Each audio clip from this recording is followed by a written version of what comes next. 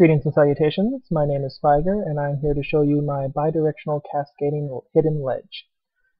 So if you saw the version 1 that I posted on the forums, didn't have a video, all it did was it allowed for a cascading of a signal across all the pistons. So if we look here, you can see that each piston turns on successively, and then it reverses that process. The bidirectional aspect comes in for the fact that it can actually be activated from either side. So if I go over here and do it, it also cascades the signal back. So let's get started in the tutorial portion of this. So one of the first components that's really important for this design is the cascader. So all this does is it takes in a signal and progressively outputs the signal. Now this is done simply by having an input signal come in, delaying 1 and 2 ticks. The reason that we have to delay it by 1 tick is so that no signal can get fed back into the system. This is just basically acting as a simple diode. Then, since we have 2 ticks here, we add a 2-tick delay so that this one up here has 2 plus 1 makes it 3, and that just ensures that each one is 1 tick apart. You can alter the numbers such that you get maybe a 2-tick delay between them. All you need to do is tick this one up, and then tick these back ones up to 4. However, I've been finding issues with that means it could just be my computer and my system not rendering it properly, but I don't know for certain. So yeah, so this just cascades the outputs, and it's that simple. So to get started with this one, I usually start on the back end side of it. So I carry the inputs in, add my 2-tick delays, and now since we have one's the lower level and one's the high level, this is used for the middle section of the redstone. Since the redstone has to come over like this to get to the repeaters, this line can carry over, and if we have them on the same level, there's absolutely no way of preventing that. So to prevent this, what we do is we add this higher level so that we can have these blocks cut off the signal. Then we just add the repeaters in, 1, 2, 1, 2, and we have our cascade. Now the next part, probably important to note, we're going to have 2 of these. You can actually notice from these ones that you can just mirror the image, and it gives you a different direction. So this one's transmission right to left, this one's transmission is left to right. This is important because that's an important aspect of the bidirectional cascade. Now, the next part is these, and these are really just OR gates. So you notice that one is lower, the blue one's lower and the red one's higher. This is for the low and high outputs of the cascade. All they do is act as ORs, so you can see here that so long as one of the outputs is on, or inputs is on, the output is on. And there's not a whole lot to these. I was just fiddling around to try and get these as efficient and compact as possible. There's probably a faster, more compact way to do this, and I'm probably just not aware of it, but if anyone has any ideas of how to make one of these more compact or make it more efficient, just post an improved version. Always welcome. So I guess let's get started on the red one. The red one is, you can see it's 3 blocks up, 2 blocks, and a single block up there, and then just inverting inputs and then sending it to the output. So get started on this one.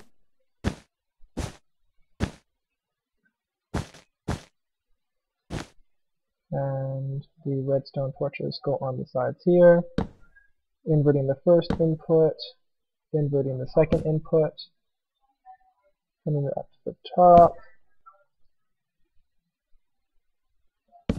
and sending it to the output, and then, just so that we can see the output, we'll put a little piston here.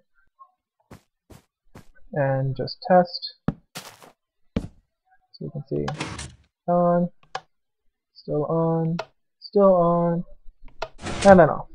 So everything's good. And now the blue one.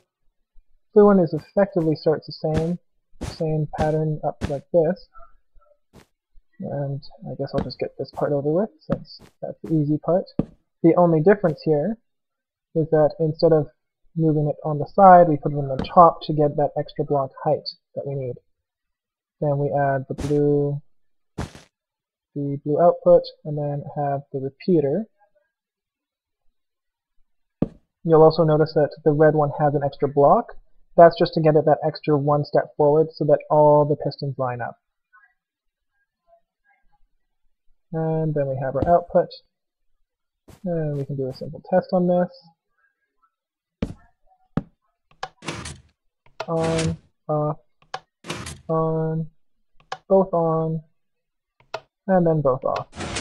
And there we go. So yeah, those are the ores, that's the cascade over there, and now we just need to put this all together to get our little final design here. So what we do is on the lower level, you put a single cascade going in one direction. For the purposes of this one, I just put the cascade going that way on the bottom.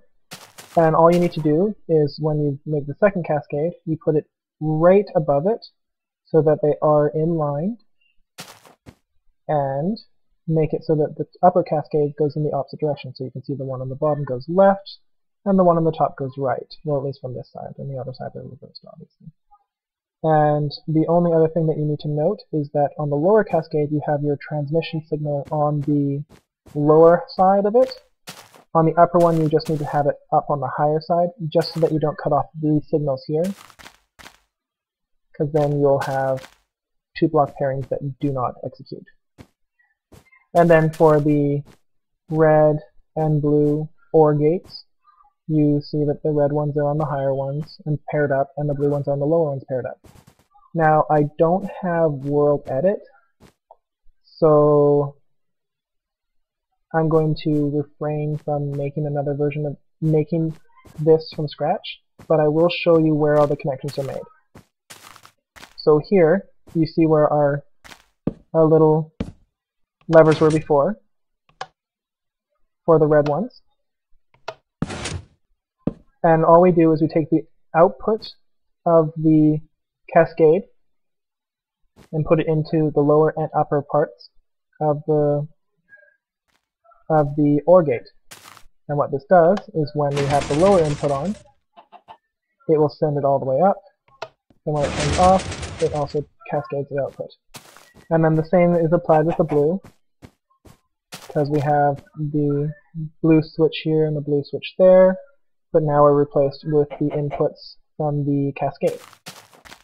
And if we do this, you can see that the upper level is considered on, the lower level is still considered off, but it makes no difference because it still makes it to the output. So if you do have World Edit, my recommendation is to make the first 4 wide section, and then all you really have to do is connect from this block here, or whatever you're going to have floating up top for the ledge that's flush with the wall, and then cascade that from this line to this line, and just repeat that all as far as you want. As to my knowledge, this is infinitely expandable because of the manner in which the cascade is made up with the repeaters every 2 blocks. And the inputs don't have to be something like this. It could be like a pressure plate so that you can walk on, then they have them all activate. Maybe you have a pressure plate and a button or some sort of other lever combination. It doesn't matter so much, just that the output will be cascaded along the lines, and then whenever it turns off, the out, or the turning off, will be cascaded along the line. So yeah, that's everything. Thank you for watching this video, and hopefully this, along with the pictures, should help you make your own version of this. Thanks, and I'm out.